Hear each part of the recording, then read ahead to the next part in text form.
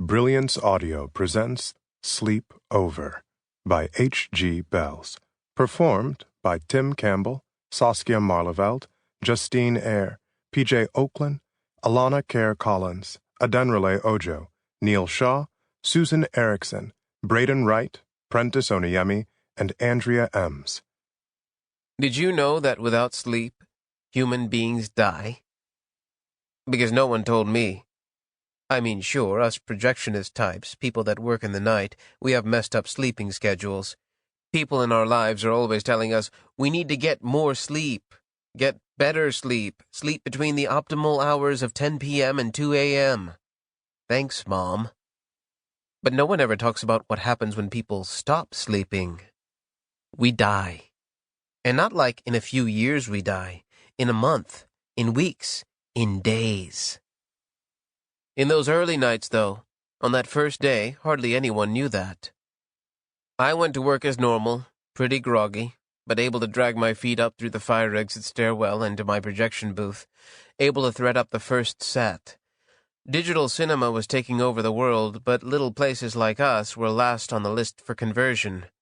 People in Lima didn't seem to mind watching 35mm films, or at least, when given the choice between the more expensive digital ticket price and our price, we could at least hold our own against our larger competitors. I certainly didn't mind projecting it.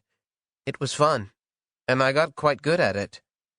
Well, when I wasn't sleep-deprived, I was good at it. That first day, after one missed night of sleep, I made 3 mistakes.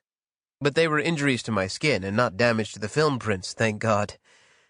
Most everyone has missed a night of sleep at some point in their life, staying up all night studying, worrying, working. So the morning after night number 1, everyone was pretty sour, but it's not like we knew the end of the world was beginning. Social media had exploded in the night. Hashtag why can't I sleep? Hashtag mass insomnia. Hashtag fuck 4 a.m.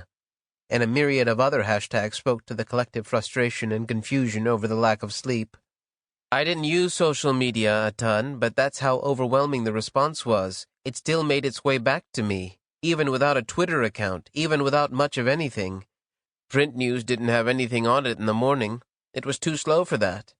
But all the TVs in the tube and at the coffee kiosks had crawls of every sort of headline pulled from the internet. I made it to work okay and continued on, hoping to learn what had caused the night of sleeplessness after my shift. As usual, I went up to the booth to be alone without speaking to a single other employee. I threaded up for the day, feet dragging, head groggy, eyes sore. I took my break by the freight elevator that we used for film deliveries. It was the only place my phone got any reception, and the best place to catch the news while I took my break for dinner between the first evening set and the last, while most people were already in bed. The news had an expert on to say something about how solar radiation can mess with our brain function, but we normally don't notice it. Well, we sure noticed it this time, joked the anchor.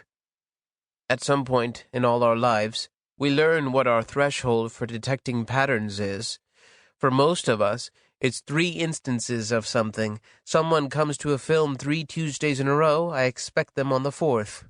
My bus driver every Friday is Julio, and he's wearing a pink knitted hat and has a strangely spiced coffee scent wafting around his driver's seat. After I'd seen his setup for the 3rd time, it was no longer remarkable. I expected it. But flip a coin 3 times and it comes up heads each time.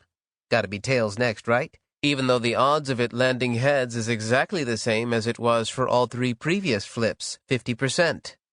Which is why we didn't get it right away.